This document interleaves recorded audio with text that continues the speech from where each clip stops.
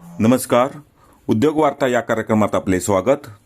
दुर्गम भागात राहणारा आणि जो 12वीत तब्बल 5 वेळा नापास झाला असा जर तरुण उद्योजक जगातील 28 देशांमध्ये गूळ उत्पादनांची निर्यात करत असेल तर त्या तरुण उद्योजकाची यशोगाथा ऐकायला आपणास नक्कीच आवडेल. सांगली जिल्ह्यातील शिराळा तालुक्याच्या एकदम टोकाला असणाऱ्या कोंढाईवाडी येथील तरुण उद्योजक राजेश सावंत यांची टिळक महाराष्ट्र विद्यापीठाच्या सागर निमगरे यांनी घेतलेली मुलाखत तरुणांसाठी नक्कीच प्रेरणादायी ठरेल. नमस्कार मंडळी, सांगली जिल्ह्यातील शिराळा तालुक्यातील कोंढाईवाडी या गावामध्ये आपण आलो. दुर्गम भागातील हे क्षेत्र जरी असलं तरी सुद्धा तरुणाई आता एक प्रेरणादायी असं काम करत आहेत. खेडेगावात देखील उद्योगधंदे उभा राहत आहेत आणि उद्योगाला चालना मिळेल असे उपक्रम खेडेगावात देखील राबवताना तरुणाई आताची दिसते. तसंच कोंढाईवाडी गावामधील देखील तरुणांनी सिटीतली प्रेरणा घेऊन आणि गावाकडली जे काही आपला कच्चा माल असतो, ऊस वगैरे, त्यामधून काहीतरी उत्पादन निर्माण करून त्याचं मार्केट इतकं मोठं केलं आहे की यांचा माल बाहेर देशापर्यंत देखील जातोय, म्हणजे आंतरराष्ट्रीय लेवलला देखील जातोय, एक्सपोर्ट केला जातोय. म्हणजे ही खूप अभिमानाची गोष्ट आहे आपल्या सांगली जिल्ह्यासाठी आणि याकडून प्रेरणा घेण्यासारखं सुद्धा भरपूर आहे. त्यामुळे आपण बघूया नेमकं प्रोडक्ट त्यांचं काय आहे आणि कसं आहे. त्यामुळे मुलाखत पूर्ण शेवटपर्यंत बघा. नमस्कार सर. नमस्कार. तुमचा परिचय करून द्या दर्शकांसाठी. नमस्कार, माझं नाव राजेश सावंत. मी 2012 पासून व्यवसायात आहे. गुळाचा व्यवसाय 2016 पासून आम्ही आहे. मी पहिल्यापासून सुरुवात सांगतो. माझं शिक्षण इथेच झालं, ह्या कोंडेवाडी गावामध्ये झालं. 1ली ते 7वीचं माझं जिल्हा परिषद शाळा कोंडेवाडीमध्ये झालं. तिथून मग नंतर 8वी ते 9वीचं 10वीचं शिक्षण माझं पंचक्रोशी विद्यालय धामोडेमध्ये झालं. तिथून 10वी 12वीचं माझं शिक्षण विश्वासराव नाईक शिराळ्यामध्ये झालं. माझं 12वी पर्यंत शिक्षण आहे. 12वी मला सुटली पण नाही, म्हणजे 12वी 5 वेळा मी नापास आहे. बर. 12वी 5 वेळा नापास आहे. त्याच्यानंतर मी मुंबईला गेलो. सुरुवातीच्या वेळेला मी नोकरीसाठी प्रयत्न केला. नोकरी पण म्हणावी अशी काही भेटल्या नाहीत. नंतर मी पप्पांच्या सोबत, माझे पप्पा अजून हमाली करतात, मी पप्पांच्या सोबत हमाली केले. तिथे जे म्हणजे जेवढे स्ट्रगल करता येईल तेवढे स्ट्रगल केले. त्याच्यातून जेवढं शिकता येईल तेवढं शिकत गेलो. त्याच्या अगोदर माझी पार्श्वभूमी अशी होती की कन्सल्टन्सी, म्हणजे जे कमर्शियल कंपनी आहेत, म्हणजे व्यवसाय करण्यासाठी जेवढे लायसन्स लागतात, ते एक ॲडव्होकेट होते तृप्ती पाटील म्हणून, त्यांच्याजवळ मी कामाला होतो. ते तिकडे कमर्शियल जेवढे लायसन्स लागतात कंपनीसाठी तिकडे ते करत होते. त्यांनी नंतर कालांतराने तो व्यवसाय त्यांचा बंद झाला. मग त्यांनी बंद केल्यानंतर मग तो कंटिन्यू केला तिथे व्यवसाय. त्या व्यवसायात नंतर टूर्स अँड ट्रॅव्हल्स, हा भाऊ माझा संतोष सावंत, त्याच्यासोबत आम्ही टूर्स अँड ट्रॅव्हल्सचा पण आम्ही व्यवसाय, आमचा ट्रान्सपोर्टचा पण व्यवसाय. आम्ही 2000 साली 5 ते 6 जण मिळून आम्ही हा व्यवसायासाठी आम्ही सुरुवात केलेली. 2016 5 ते 6 जण होतो आम्ही मिळून सुरुवात केलेली. तर सुरुवात करता करता आम्हाला असे एवढे प्रॉब्लेम आले जागेपासून, म्हणजे तिथल्या स्थानिक लोकांनी, ज्या गावामध्ये आम्ही सुरुवात करणार होतो प्रोडक्शनसाठी, त्या लोकांनी आम्हाला वास येईल गुळाचा, मळीचा वास येईल, हे करेल. आम्हाला जिथे आमचं प्रोडक्शन म्हणजे अर्धा आम्ही जे काम केलेलं तिथे, म्हणजे शेड किंवा ज्या बाकी कंस्ट्रक्शनचं काम आम्ही चालू केलं, तिथून आम्हाला ते काम थांबवलं आमचं. तिथून आम्हाला दुसरीकडे, म्हणजे सुरुवातीपासूनच आमचं स्ट्रगल चालू होतं तिथे. ते बंद झालं, आम्ही दुसऱ्या ठिकाणी चालू केलं. दुसऱ्या ठिकाणी तिथून बंद केलं, तिसऱ्या ठिकाणी चालू केलं. अशा आम्हाला सुरुवातीलाच सुरुवातीच्या वेळा इतके धक्के मिळाले या व्यवसायात येण्यासाठी. आम्हाला शिकायला भेटतंय आणि आम्हाला अजून ह्याच्यापेक्षा जास्त स्ट्रगल करायचं आहे, ते म्हणून आम्ही आत्मसात केलं. आणि तिथून आम्ही सुरुवात केली की आपल्याला आता जी वाट आपण निवडली ती आपली खडतरच असणार आहे. आम्हाला सुरुवातीलाच ते समजलं की खडतरच वाट असणार आहे. त्यानंतर आम्ही 2016ला आम्ही चालू केलं, कसं काही ना काहीतरी करून. डिसेंबरमध्ये चालू केलं. 1-2 महिन्याचं आम्ही हे केलं. त्यानंतर आम्हाला लेबरचा प्रॉब्लेम आला तिथे, खूप मोठ्या प्रमाणात लेबरचा प्रॉब्लेम आला. मग आमच्या घरच्यांनी, माझ्या आई वडील, ते आपले सरपंच आहेत अशोक सावंत, आम्ही दोघेच राहिलो नंतर कालांतराने. अशोक सावंतचे घरचे आई वडील, त्याचे आई वडील, माझे आई वडील, त्या सर्वांनी मिळून आम्ही नंतर मग लेबर नसल्यामुळे आम्ही तिथून आमच्या घरगुती आम्ही हे केलं. आणि जे काही आम्हाला 20 ते 25 लेबर आम्हाला कमीत कमी लागतात आमच्या घरात, घरच्या लोकांनी तुम्ही ऍडजस्ट केलं ते सगळं, आणि बाहेरचा लेबर येत नाहीत म्हणून तुम्ही घरातून रात्रीचं आम्हाला इंडस्ट्री लाईटही नव्हती. रात्री 10 ते सकाळी पहाटे 4 वाजेपर्यंत अशी लाईट असायची 8 तास, जी शेतीला मिळते. त्याच्यातूनच आमचं कनेक्शन होतं इलेक्ट्रिसिटीचं. तर आम्ही कॉस्ट कटिंगसाठी, म्हणजे आम्हाला जे डिझेलवरती किंवा ट्रॅक्टरवरती जे जास्त खर्च येत होता, जो प्रत्येक कडेपाठी मग आम्हाला 500 ते 600 रुपये खर्च होता, ती कॉस्ट कटिंग आम्ही थांबवण्यासाठी आम्ही सकाळी पहाटे 3 वाजता इथून उठून जायचं ह्या दिवसामध्ये थंडीचं, आणि तिथे जाऊन आमच्या घरातले सगळेजण काम करायचे. खेडेगाव असून इतका दुर्गम भाग आहे हा. दुर्गम भागात देखील आपण हा व्यवसाय चालू करू शकतो आणि याला आंतरराष्ट्रीय पातळीवरती नेऊ शकतोय. ही योजना आणि ही संकल्पना तुमच्या डोक्यात कशी आली पाहिजे? आमची ऍक्च्युली व्यवसाय म्हणून म्हणजे गावी एक आमचा ऑलरेडी आमचा तिकडे मुंबईला माझा व्यवस्थित व्यवसाय आहे. मला इकडे गावी म्हणून किंवा इन्कम सोर्स म्हणून मी या गोष्टीकडे बघितलेलंच नाही अजूनपर्यंत. मला इकडे आमचा अजून पहिल्यापासून आम्ही समाजकारणामध्ये असल्यामुळे आम्हाला पहिल्यापासून हेच होतं की आम्हाला आमच्या जे गावातले लोक आहेत गावी जे रोजगारासाठी मुंबईला पुण्यासारख्या किंवा याच्यामध्ये स्थलांतर होतात त्यांना आम्हाला थांबवायचं होतं कुठेतरी, आणि जे जाऊ शकत नाहीत त्यांच्यासाठी आम्हाला रोजगाराची संधी उपलब्ध करून द्यायची होती. हा एकच मोठो आणि आतापर्यंत आम्ही हेच एकच उद्देश ठेवल्यामुळे आम्ही इथपर्यंत आता सध्या पोहोचलेलो आहे. आता तुम्ही तुमचा उद्देश सांगितला. हो. फक्त त्या प्रश्नातला एक प्रश्न अर्धा राहिला, तो म्हणजे गुळाची जी पावडर किंवा ह्या गुळाचं निर्मितीचं आहे, हेच का निवडलं तुम्ही? हे कारण आपल्याकडे ऊस उत्पादन वगैरे आहे, पण हे निवडण्यामागचं कारण काय? म्हणजे जरा मोटिवेशन होईल किंवा प्रेक्षकांना माहिती पडेल. आपल्याकडे आता पश्चिम महाराष्ट्रामध्ये सगळ्यात भरमसाठ उत्पादन होणारं शेती व्यवसायातून ऊसच हे एकमेव प्रोडक्ट आहे, आणि त्या प्रोडक्टला म्हणावं असं आपल्याला भाव मिळत नाहीये. नंतर भाव मिळाल्यानंतर मग बाकीच्या गोष्टी वेळेवरती त्यांचे जे हप्ते असतात किंवा ते ऊसाचे जे पैसे मिळायला पाहिजे ते वेळेवरती नाहीत मिळत. त्याच्यानंतर बाकीच्या काही गोष्टी असतील ते ह्या समस्या आम्ही त्यावेळेला मार्केट रिसर्च करून आम्ही त्या निवडलेले की बाबा हे प्रॉब्लेम येणार आहेत शेतकऱ्यांना आणि ऑलरेडी आहेत, ते फेस त्यांचा कमी करण्यासाठी आम्ही ह्या जे ऊसापासून जी काही निर्मिती होईल ते आम्ही निवडलेलं. आम्ही प्रोडक्शन केल्यानंतर मग आम्हाला पण कळलं की बाबा ठीक आहे आपल्याला काय कुठेतरी ऍडजस्टमेंट करावी लागेल या गोष्टीची. मग अशी तुम्ही तुमचा स्ट्रगल सांगितलं की मजूर देखील मिळाले नाहीत आणि 3 वेळा जागा तुम्हाला बदलाव्या लागल्या. हो. आता ही जी जागा आहे, इतकं प्रशस्त आपल्याला सगळं दिसतंय, हे करताना इन्व्हेस्टमेंट भरपूर लागते आणि तुम्ही म्हटलं की माझं शिक्षण फक्त 12वी पर्यंत झालेलं आहे. याची जुळवाजुळव ती कशी केली तुम्ही? तुम्हाला मी इन्व्हेस्ट सांगतो, इथे याला मला काही प्रॉब्लेम नाही झालेला. तुम्हाला मी त्याच्या अगोदर सांगतो. सुरुवातीच्या काळामध्ये काय झालं आमचा प्रॉब्लेम, इन्व्हेस्टमेंट करण्यासाठी आम्ही म्हणजे जेवढा जो स्वतः जवळचा पैसा होता तोच वापरला. आम्ही बँक लोन वगैरे असं करण्यासाठी गेलो, पण खूप लंबी प्रोसिजर किंवा ते पेपर कागदपत्रे वगैरे त्रास आहे. ते मुद्रा लोन किंवा ते अण्णासाहेब पाटील ते सगळे कागदोपत्री स्कीम त्या चांगल्या आहेत बाकीच्या, पण ते जेव्हा प्रत्यक्षात आपण ज्या वेळेला करायला जातो त्यावेळेला खूप स्ट्रगल करावं लागतं आणि ते सरळ हातवरतीच करतात की आमच्याकडे तुमचं लोन होणार नाही, तुम्ही काहीतरी मॉर्गेज वगैरे द्या. आणि ते मॉर्गेज वगैरे देण्या नसल्यामुळे आमच्या जवळचे जे पैसे होते तेच आम्ही खर्च केले. त्याच्यानंतर आम्हाला आर्थिक म्हणजे जे काय म्हणायचं ते जे तुम्हाला बजेट भांडवल लागणार होतं ते सगळं आमचं विस्कळीत सुरुवातीपासूनच झालं. म्हणजे जे आम्हाला जर समजा आमच्याकडे खेळता पैसा किंवा भांडवल असतं तर तो आम्ही खूप चांगल्या प्रकारे अजूनही खूप मोठ्या प्रमाणात आम्ही त्या सुरुवातीच्या काळामध्ये करू शकलो असतो, पण काही आर्थिक नियोजन न झाल्यामुळे आम्हाला सुरुवातीला खूप झटके लागले किंवा खूप स्ट्रगल करावं लागलं आम्हाला आर्थिक ह्याचं. मग अशी तुम्ही सांगताना एक शेतकऱ्यांच्या व्यथा देखील तुम्ही त्यामध्ये मांडल्या. त्या अशा होत्या की ऊसाचे जे उत्पन्न आपल्याकडे जास्त आहे पण कारखान्याला गेल्यानंतर त्याची बिलं लवकर निघत नाहीत वगैरे, या शेतकऱ्यांच्या व्यथा झाल्या खरं तर, आणि त्याच्यावरती पर्याय म्हणून सुद्धा तुम्ही हा प्रोडक्ट चालू केला असं तुम्ही सांगितलं मगाशी. तर त्या संदर्भात आता हे प्रोडक्ट केल्यानंतर शेतकऱ्यांसाठी फायदा काय आणि तुमचं यामध्ये जे काही योगदान होतंय किंवा तुमचं जे बजेट तुमचं जे काही प्रॉफिट आहे त्याचं कसं बॅलन्सिंग आहे? तुम्हाला सांगतो, त्याच्यानंतर आम्ही ज्या वेळेला चालू केला तर आमचाही उद्देश होता की ज्या दिवशी आमच्याकडे ऊस येईल त्या दिवशी किंवा त्या एका आठवड्याच्या मध्ये हे करायचं. पण तुम्हाला सांगितल्याप्रमाणे बँकेचं जे लोन व्हायला पाहिजे होतं किंवा ज्या बँकेकडून आम्हाला किंवा सरकारकडून जी मदत मिळायला पाहिजे होती ते आम्हाला वेळेवरती न मिळाल्यामुळे आम्ही ते एक महिन्याचा गॅप पडून नंतर हे केलं. पण आम्ही कोणाच्या शेतकऱ्यांचे कधी पैसे नाही थांबवले किंवा आम्हाला शेतकरी कधी मागायला नाही पैसे म्हणजे आला की आम्हाला द्या म्हणून. आमच्याकडे हेच बघितले की ती मुलं आहेत नवीन आहेत ते काम करतात तर करून द्या, त्यांना हे नाही करायचं. त्या शेतकऱ्यांनी आम्हाला खूप मदत केली.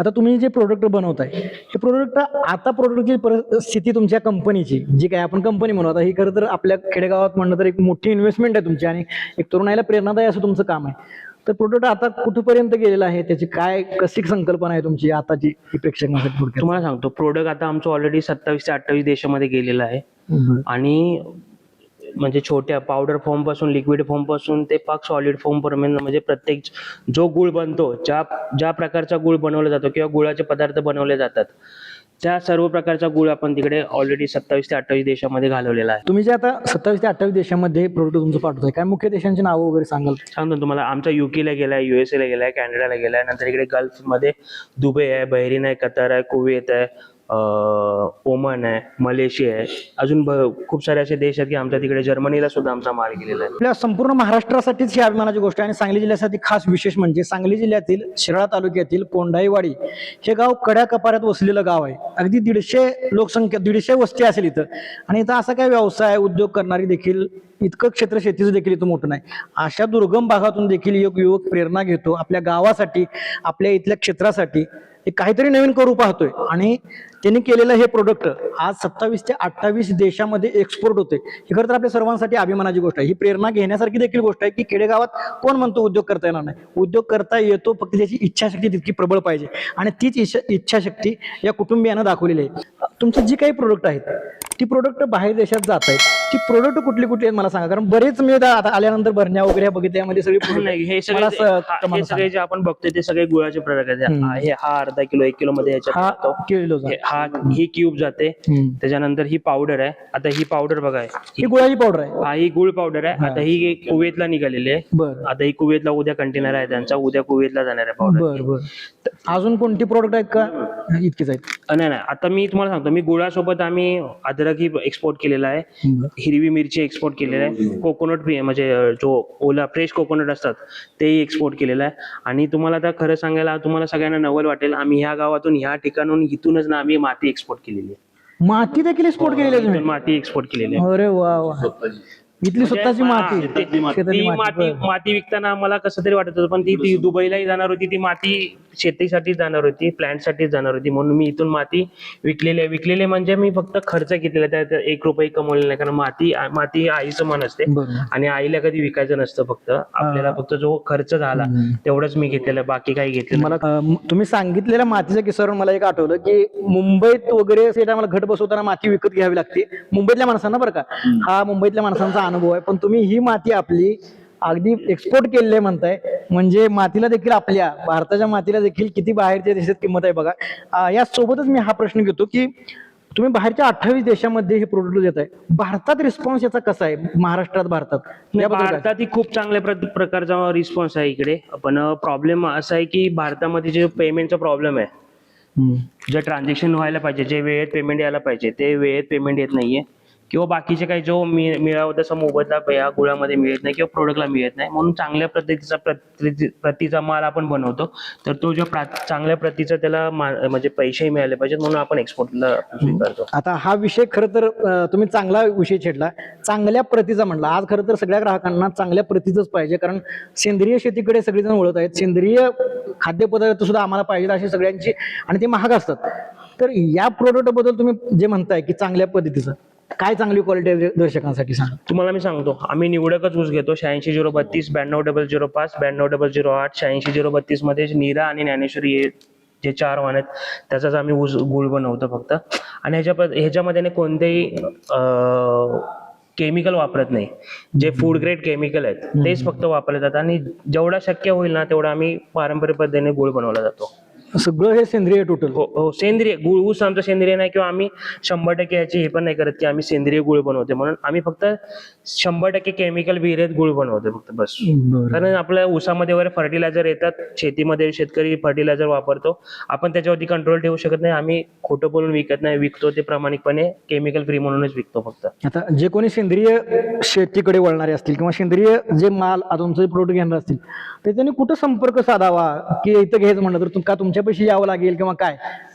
आमचं ऍक्च्युली कसं आहे, आमचं प्रोडक्शनच एवढ्या म्हणजे खूप मोठ्या क्वांटिटीमध्ये असल्यामुळे आम्ही रिटेलला जास्त उतरत नाही. आम्ही एक्सपोर्ट किंवा बल्कमध्येच आम्ही हे करतो. बरोबर. बाकी आता ग्रामीण भागातून तुम्ही हे संपूर्ण उभं केले, हे विश्व उभं केले, तुमच्या कुटुंबाचा तितका सहभाग आहे. आता गावच्या प्रतिक्रिया आणि इथल्या आसपासच्या भागातल्या प्रतिक्रिया काय आहेत? कारण तुम्हाला 3 जागा बदलाव्या लागल्या पहिल्यांदा, इतक्या तुम्हाला संघर्ष करावा लागला. आता त्यांच्या प्रतिक्रिया कशा आहेत तुमच्याबद्दल? इथपर्यंत येण्यासाठी मी आमचा ऍक्च्युली तुम्हाला सांगतो, मी 2020 आणि 21च्या काळामध्ये कोविडचा जो खूप मोठा प्रॉब्लेम आला, त्याच्यामध्ये 21ला काय आम्हाला प्रॉब्लेम नाही झाला, पण 21 मध्ये एवढा फायनान्शियल प्रॉब्लेम झाला. आमचे लेबर यायचे, आम्हाला कधी कधी व्यवसायामध्ये नुकसान नाही झालं, पण आम्ही ज्या लोकांच्यावरती विश्वास टाकला, जे ऊसतोडीचे लेबर आहेत, त्यांना आता सर्रास आपण बघतो की ते पैसे आले, पैसे घेतले आणि पळून गेले. नंतर ते आतमधले जे भैये लोक असतात, UP बिहारवरून येतात, त्यांचाही तोच प्रॉब्लेम. येतात, पैसे घेतात आणि पळून जातात. त्याच्यामध्ये आम्हाला खूप मोठ्या प्रमाणात नुकसान झालं आणि ते नुकसान म्हणजे कुठेतरी एवढ्या प्रमाणाच्या बाहेर गेले की आम्हाला असं वाटलं की आपण कुठेतरी थांबावं. पण ते गुळामध्ये, आणि गुळ हा एक प्रकारचं लागलेलं व्यसनच असतं. त्या व्यवसायाचं कधी व्यसन उतरत नाही आयुष्यभर. आणि ते असं झालं की ते तिथून बाहेरच नाही पडलो. मग मला ते असं वाटलं, ठीक आहे, चला आपण हे बंद केलं तर आपण ट्रेडिंगमध्ये जरासं ट्राय करूया.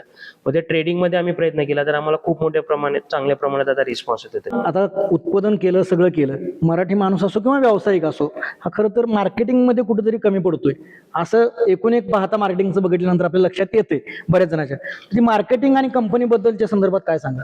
तुम्हाला मी सांगतो, मी सुरुवातीच्या वेळेला आम्हाला काय प्रॉब्लेम झाला, आम्ही प्रोडक्शनवरती खूप मोठ्या प्रमाणात भर दिला. पण प्रोडक्शनवरती भर दिल्यानंतर आम्हाला मार्केटिंगचं, त्याच्यानंतर प्रोडक्शन, ठीक आहे, प्रोडक्शन झालं, क्वालिटीमध्ये सगळं इम्प्रूव्हमेंट झालं, पण आपल्याला नंतर आला विक्रीचा प्रॉब्लेम. विक्रीसाठी गेल्यानंतर आम्ही जे गुळाचे मार्केट आहेत, कराड मार्केट किंवा सांगली, कोल्हापूर या ठिकाणी माल आम्ही घालवला, तर तिथे मनावासा आम्हाला प्रतिसाद किंवा आमच्या मालाला भाव नाही मिळाला. म्हणून आम्ही नंतर मग तुम्हाला जसं बोललो मगाशी की त्याप्रमाणे मी एक्सपोर्टमध्ये आम्ही, आणि सुरुवातीपासून आमचा तोच होता की आपलं जे प्रोडक्ट आहे ना, आपले साता समुद्र पार बोलतात ना, त्याप्रमाणे गेलंच पाहिजे आणि एक्सपोर्ट केलंच पाहिजे. आपण हे सुरुवातीपासून आम्ही मनात गाठ बांधलेली आणि त्या ह्याच्यावरती उतरलेलो याच्यामध्ये. कंपनीचा मगाशी जे काय तुम्ही उल्लेख केला त्या कंपनी, हा ठीक आहे, आता जी सध्या आमची कंपनी आहे, class Exim corporate private limited, आता त्याच्यामध्ये पण मी तुम्हाला सांगतो, योगायोगाने मी मुंबईमध्ये माझं घर घेतलेलं, पनवेलमध्ये घर आहे माझं. ते घर मी 2012 साली घेतलेलं, आणि ते 2012 साली घर घेतलेलं मी ते ह्या व्यवसायामुळे किंवा कशामुळे मी ते पोझिशन लेटर मिळतं, त्याचं जे लास्टला मिळतं ते मी पोझिशन लेटरच आणायला नव्हतं गेलो. तर पोझिशन लेटर आणायला गेल्यानंतर मला तिथे जे माझ्या घराचे बिल्डर होते, लक्ष्मण साळुंके म्हणून, मग मी त्यांच्याजवळ बसलो, तर त्यांनी बघता बघता माझ्या डीपीला गुळाचा फोटो बघितला. आणि ते आपल्या सोलापूरचे असल्यामुळे मग आमचं विषयांतर होत गेले की ते बोले, आम्ही पहिल्या लॉकडाऊनमध्ये आम्ही ते बिल्डर असोसिएशनचे अध्यक्ष आहेत, महाराष्ट्र बिल्डर असोसिएशनचे. तर ते मला सरळ बोलले की आम्ही सोलापूरमध्ये लॉकडाऊनच्या पहिल्या लोकांची, शेतकऱ्यांची मी व्यथा बघितल्या, जवळून बघितल्या. आमची केळ्याची 25 एकरच्या बागा आम्ही अशा ट्रॅक्टर फिरवून त्या नष्ट करून टाकलेत. कारण त्यावेळेला विक्रीसाठी प्रॉब्लेम येत होता, आणि विक्री केली तर ते पैसे वेळेवरती मिळत नव्हते किंवा त्याला म्हणावा मोबदला मिळत नव्हता त्या मालाला. म्हणून ते बोलले आम्ही एक कंपनी चालू केली. तर त्या कंपनीमध्ये मला ज्या पहिल्या मीटिंगमध्येच त्यांनी माझ्या बोलण्यातून, त्यांना काही नवीन वाटलं मला माहिती नाही, पण त्यांनी मला पहिल्या मीटिंगमध्येच त्यांनी मला ऑफर दिली की तू आमच्यासोबत जॉईन हो म्हणून. बोललो ठीक आहे, मी विचार करतो. बोले दुसऱ्या दिवशी ये ऑफिसला, आपण तिथे बसूया. मग ते त्यांच्यासोबत जे माझे दुसरे पार्टनर आहेत, ते सगळेजण आम्ही एकत्र बसलो. तर बसल्यानंतर ते सगळेजण वेल एज्युकेटेड आणि वेल सेटल आहेत. ते म्हणजे त्यांच्या माझ्यामध्ये खूप डिफरन्स आहे, ठीक आहे. त्याच्यानंतर ते झालं, आमची मीटिंग झाली त्याच्यामध्ये. तर त्यांनी मला पहिल्या मीटिंगमध्ये त्याने मला अप्रोच केलं की ठीक आहे, तू राजेश आमच्या सोबत काम कर. आणि मी त्या दिवसापासून, मी त्या क्षणी विलंबही नाही लावला. त्या क्षणी मी त्या ठिकाणीच त्यांना बोललो ठीक आहे, मी तुमच्यासोबत काम करायला तयार आहे. आता एवढा मोठा माझ्यावरती त्यांनी विश्वास ठेवलेला आहे. या मुलाखतीचा सार जर आपण पाहिला तर त्यांनी एक वाक्य खूप महत्वाचं बोललं की व्यसन हे मला व्यवसायाचं लागलं, आणि ते व्यवसाय होता हा गुळाचा व्यवसाय, आणि ते व्यसन महत्वाचं होतं. आणि ते व्यसन त्यांना किती जरी अडचणी आल्या तर ते व्यसन त्यांना सुटलं नाही. म्हणजे व्यसन कशाची असावीत हे यांच्या या कार्यावरून आणि यांच्या या बोलण्यावरून आपल्याला लक्षात आलंच असेल. शेवटचा मी प्रश्न तुम्हाला विचारतो की युवकांसाठी, आताच्या ग्रामीण भागातील युवकांसाठी, तुम्ही ग्रामीण भागातून इतका स्ट्रगल करून आज इतकी मोठी कंपनी उभा केली आणि एक्सपोर्ट करताय, ग्रामीण भागातल्या युवकांसाठी काय एखादा संदेश सांगाल व्यावसायिक दृष्ट्या? मला ग्रामीण भागातल्या लोकांना म्हणजे असं सांगायचं आहे की जे शेती करतायत ना, त्यांनी शेतीकडे व्यवसाय म्हणूनच बघितलं पाहिजे. त्याचंही, शेतीचंही ब्रँडिंग झालं पाहिजे. त्याच्यानंतर जो आपल्या मराठी शाळा असून द्या, कुठलाही विद्यार्थी असून द्या, तो शिकून ना म्हणजे नोकरीच्या पाठीमागे न लागता ना, नोकरी देण्याच्या पाठीमागे लागला पाहिजे. तिथून ती सुरुवात झाली पाहिजे आपल्या देशाची, ग्रामीण भागाची. त्यावेळेला देश प्रगतीपथावर असं वाटतं. नक्कीच अगदी प्रेरणादायी अशी मुलाखत होती. ग्रामीण भागातून, खेडेगावातून येऊन एखादा युवक इतक्या मोठ्या स्तरावरती आपली कंपनी उभा करतोय, आणि 28 देशामध्ये आपला भारताचा सांगलीतला माल जर जात असेल तर अभिमानाचीच गोष्ट आहे. या अशा प्रेरणादायी मुलाखती आपण नक्कीच घेत जाऊ. त्यासाठी पाहत राहा आमचा हा चॅनल.